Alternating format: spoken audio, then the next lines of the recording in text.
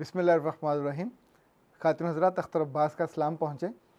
ज़िंदगी ऐसी शानदार चीज़ है कि जिसमें हर रोज़ आपको नए तजर्बे होते हैं। आप जितने मर्ज़ी मुखलस हों, जितने मर्ज़ी अच्छे दिल से काम कर रहे हों, कहीं ना कहीं एक भला आदमी आपको ऐसा ज़रूर मिलता है जो राह खोटी करने के लिए दरमियान में आन खड़ा होता है। अभी कल और परसों मैंने हुस्न इत्तेफाक से बहुत दिनों बाद कमेंट्स पढ़ने शुरू किए, तो कुछ ख़वातीन के ऐसे ज़ालमाना कमेंट्स थे कि शायद मर्द भी इस तरह के कमेंट ना देते हों।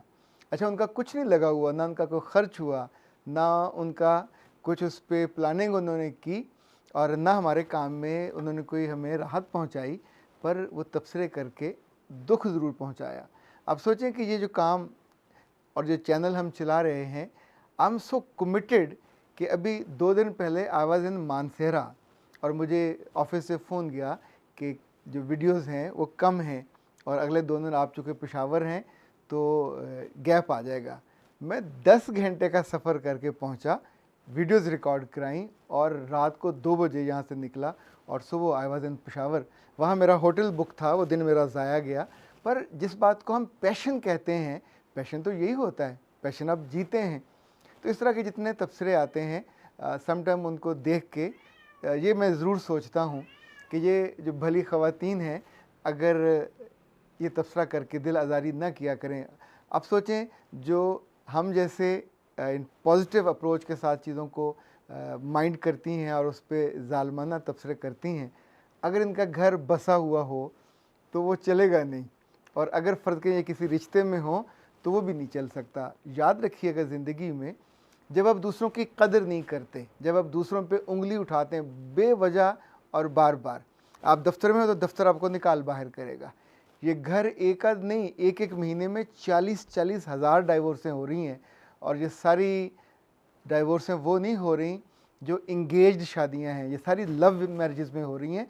यानी इतने जज्बाती, शक्ल देखी पसंद आ गया, साथ बैठे कुछ चीज़ नहीं पसंद आई तो आप अलग हो गए, आपने एक वीडियो देखी आपको पसंद आ गई, दूसरी देखी आपको पसंद नहीं, और ठक से खड़ाक से तलवार निकाली और काट के वो फेंका। अच्छा, वो जो जुमले आप लिखते हैं, वो जुमले आपकी पहचान होते हैं, आपकी शनाख्त होते हैं, लोग आपके नाम के साथ उसको पढ़ते हैं। तो क्या आप लोगों की यादों में कोई अच्छा तासुर दे के जाते हैं? एक खातून ने ऑस्ट्रेलिया से फ़ोन किया और कहा कि अख्तर अब्बास साहब, मैं डॉक्टर हूँ और मेरे 3 बच्चे हैं और तीनों को मैंने जवान किया है। फिर उन्होंने कहा कि ये जो कमेंट्स ख़वातीन करती हैं, कभी इनको शायद मैं बता पाऊँ कि जज्बाती होना क्या माने रखता है। उन्होंने कहा, मैं डॉक्टर थी और जब हमारी शादी हुई तो मैं मियाँ की बात को, यानी जिसे कहते हैं ना कान, वो नाक से ठुआ निकालना, वो वाली मेरी हालत होती थी। अब मैं डॉक्टर, प्रोफेशनल डॉक्टर, खूबसूरत भी थी और ख़ानदान भी मेरा बहुत अच्छा था, तो मैं अपने मियाँ की किसी बात को लिफ्ट नहीं कराती थी। वो ज़रा सी को बात कह देता तो मैं उस पर माइंड करती, शोर मचाती और उसको डिसरिस्पेक्ट करती। कभी मुझे एहसास नहीं था कि उसका होना मेरे साथ कितना अहम है। फिर एक रोज़ जब बात ज़्यादा बढ़ गई तो मियाँ ने बैग उठाया और कहा कि तुम्हारा चॉइस है, तुम चाहती हो कि तुम्हारी ज़िंदगी में कोई रोक टोक ना हो।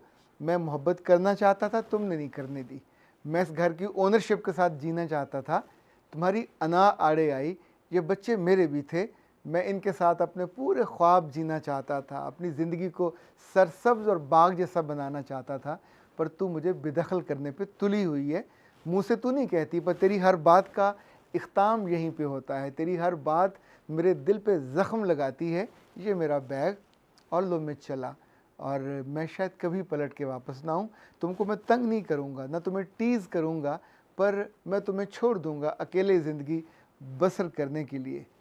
तब उस खातून ने कहा, सर 16 साल बीत गए, 16 साल में मैंने अपनी उस पढ़ाई और उस अना और उस इल्म और फ़हम की मदद से, यहाँ ना सिर्फ ज़रा डिग्री को वहाँ दोबारा दोहराना पड़ता है, कुछ टेस्ट पास करने पड़ते हैं, वो भी किए, फिर मैं बच्चे पाले। पर अगला जुमला जो उसने कहा, उसने काट के रख दिया। उसने कहा, सर आप क्या जानो, ख़ातून होना और उसकी टेंडेंसी होना और उसकी सॉफ्टनेस होना और उसकी टेंडरनेस होना, I lost everything. Now I am a machine, I behave like a machine, I react like a machine, I work like a machine, and even I think like a machine. मेरे बच्चे भी मुझको माँ नहीं कहते, machine कहते हैं। मैं घंटों की सुइयों के साथ जीती हूँ, मुझे इतने बजे अपनी हॉस्पिटल जाना है, इतने बजे वापस आना है, बच्चों को पिक करना है, ड्रॉप करना है, उनकी जिम जाना है, और यूँ पूरा दिन का सर्कल होता है। और उस बीच में अपने लिए कोई सॉफ्ट बात सोचने का भी वक्त नहीं होता। मुझे ये भी याद नहीं है कि इस वक्त लिबास का ट्रेंड क्या चल रहा है। मुझे ये भी याद नहीं है कि इस वक्त मेरे बाकी इज़्ज़ा व कारब कहाँ हैं। ज़िंदगी इतनी इसने मुझे स्ट्रेस दी, पर ये स्ट्रेस मैंने खुद इनवाइट की थी। तब उसने कहा कि इन ख़वातीन को बताइए जो नेट पे बैठ के दिल आज़ारी के जुमले कसती हैं, जो ख़ातून को ख़ातून नहीं रहने देती, एक मुकाबले की कमोडिटी बना देती हैं। ये उसका कहना है, मेरा कहना नहीं है, कल आप फिर मुझे पार्टी बना लें। उसका कहना ये है कि ज़िंदगी मोहब्बत से चलती है, ज़िंदगी दूसरे को अकोमोडेट करने से चलती है, ज़िंदगी कुछ लेने और देने, कभी कभी अगले को माफ़ करने और कभी कभी अगले की बात सुन लेने पे चलती है।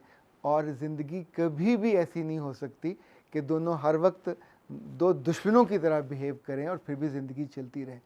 उसने कहा मेरे क्लिनिक पे भी जब लोग आते हैं तो रोते हुए आते हैं, उनकी ज़िंदगियों में ना खुशी है, और कभी कभी उनका दिल चाहता है कि मुझसे वो शेयर करें, पर मैं नहीं सुनना चाह रही होती, इसलिए कि मेरे अपने पास पोटलियाँ हैं गमों की और दुखों की, मैं अपने बच्चों के साथ भी शेयर नहीं कर सकती। और with the passage of time जो मेरे अपने बच्चे हैं, they started claiming, they started blaming me कि mom you are responsible, we lost our father, you are responsible, we lost our happiness, हम इकट्ठी फैमिली में भी नहीं रह रहे और हम ये भी कम है और ये भी कम है। वो कहती कोई बच्चा, बेटा हो या बेटी हो, बड़े हो के आम तौर पे माँ के एहसानों को नहीं मानते कि उसने अकेले मशीन बन के पाला है। तो वो सारी ख़वातीन, वो सारी लड़कियाँ जो अकेले रहना चाहती हैं, जो अकेले जीना चाहती हैं और अपने मियों पे, और अगर जिनके मियाँ नहीं हैं उन्हें हर मर्द पे प्रॉब्लम होता है, उनके हर जुमले पे प्रॉब्लम होता है। शादी मुकाबले के लिए नहीं की जाती, शादी कोई मुकाबला, कोई रेसलिंग या पहलवानी का मैदान नहीं है। ये दो लोगों के जीने के लिए ज़िंदगी एक नई बनाई जाती है, जिसको अगर आप आसान ज़ुबान में समझना चाहें तो कभी अपने घर के लॉन में कोई पौधा लगा के देखिए। हम पौधे से पहले दिन ही जब वो निकलता है और उसका सर उठाता है, तो क्या ये तो वो करते हैं कि वो फ़ौरन हमें साया देने लग जाए, वो फ़ौरन हमको फल देने लग जाए। ये जो ताल्लुक़ बनता है निकाह के बाद, शादी के बाद, या इवन किसी दफ्तर में, तो पहले दिन तो सिर्फ अभी बीज लगा होता है, उस बीज को दरख्त बनने में वक्त लगता है, उसको तना मजबूत होने में वक्त लगता है। और उस बीच में आप पानी देना बंद कर दें, उसका ख्याल रखना बंद कर दें, और धूप और बारिश और आंधी में उसको अकेला छोड़ दें, तो फिर देखिएगा वो कैसे दरख्त बन पाता है। कोई लू, कोई तेज़ गर्म हवा, कोई जानवर उसको मसल के रख देगा और वो नहीं बचेगा।